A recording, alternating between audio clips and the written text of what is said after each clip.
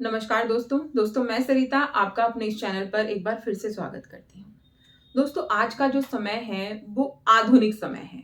हम कहेंगे कि लोग ना खुद में सीमित हो गए हैं। अपने छोटे-छोटे परिवारों में लोग सीमित हो गए हैं, अकेले रहते हैं। तो ऐसे में क्या होता है उनके दिमाग में ना इतने सारे विचार आने लगते हैं, सोच आने लगती हैं जो कि बिल्कुल ही बेवजह होती हैं, जिनका कोई औचित्य नहीं होता है, कोई फ़ायदा, कोई मतलब नहीं होता है। लेकिन बेलगाम घोड़े की तरह वो हमारे दिमाग में घुसे चली जाती हैं और दौड़ती रहती हैं।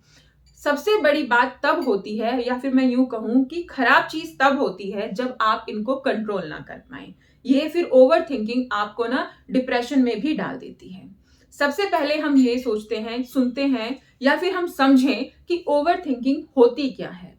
देखिए दोस्तों, किसी भी बात को जो कि है नहीं, आप उसके बारे में सोच रहे हैं कि ऐसा हो जाए तो, ऐसा हो गया तो ये सारी चीज़ें होती हैं ओवरथिंकिंग में। इसमें क्या होगा, अगर आप कहीं पर अकेले रहते हैं तो आपका बाहर जाने का मन नहीं करेगा। आपका अपनी ही दुनिया में आप जीते रहेंगे। आपका किसी से बात करने का मन नहीं करेगा। अगर आप कहीं चले भी गए हैं तो लोगों के साथ आपका मन नहीं लगेगा और अकेले भी आपको अच्छा नहीं लगेगा। कुल मिलाकर आपको एक ऐसी फीलिंग रहेगी कि जो आपको लगेगा कि क्या करूँ, क्या करूँ? है ना? अजीब-सी फीलिंग, एक अजीब-सी दुविधा आपके अंदर बनी रहेगी। अब हम ये समझ गए हैं कि ओवरथिंकिंग होती क्या है। अब हम ये इसके साइड इफेक्ट समझ लेते हैं। साइड इफेक्ट कहीं न कहीं इसके जो सिम्पटम्स है ना, उसमें ही शामिल है। पहला तो आपका जो निर्णय लेने की क्षमता है, डिसीजन मेकिंग जो आपकी पावर होती है, वो कम हो जाती है। आप एक दुविधा में रहते हैं हमेशा कि सही होगा या गलत होगा।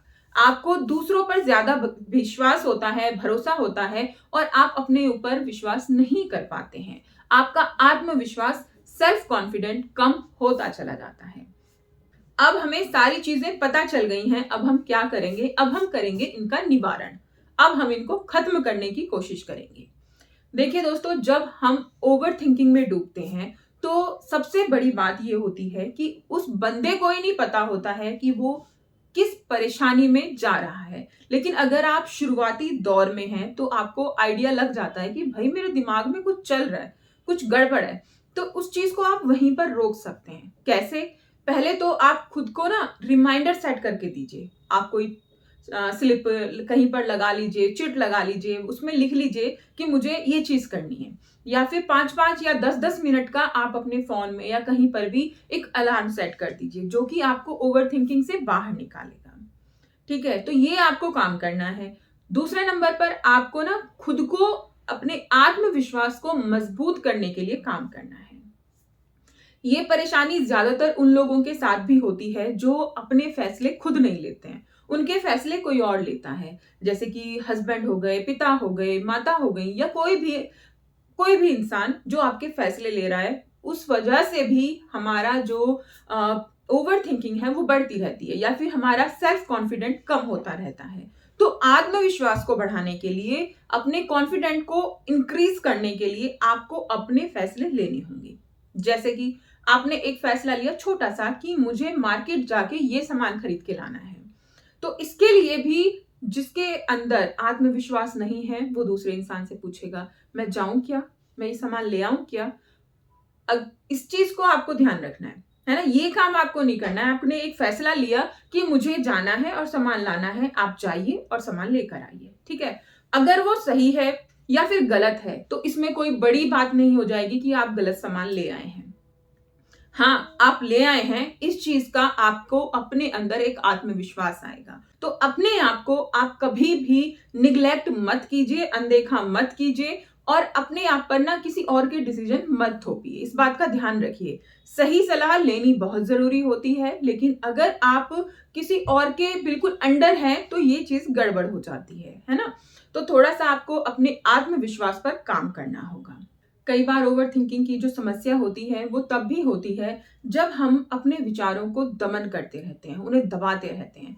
जैसे कि किसी ने मुझसे कुछ कहा, ठीक है? और मैं उससे बोलूँ ना वो चीज़। मेरे अंदर बहुत ज़्यादा गुस्सा आया उस चीज़ को लेकर या मुझे बुरा लगा उस चीज़ को लेकर, लेकिन मैं उसे रिप्लाई नहीं कर पाई।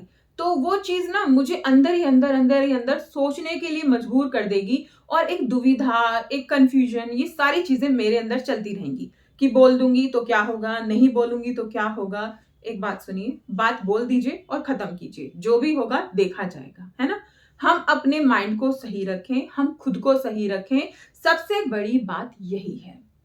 अगर आपने ये पकड़ लिया है कि आपको ओवर थिंकिंग की जो प्रॉब्लम हो रही है, तो आप उसका समाधान कर सकते हैं। तो अपने दिमाग के प्रति हमें जागरूक रहना है।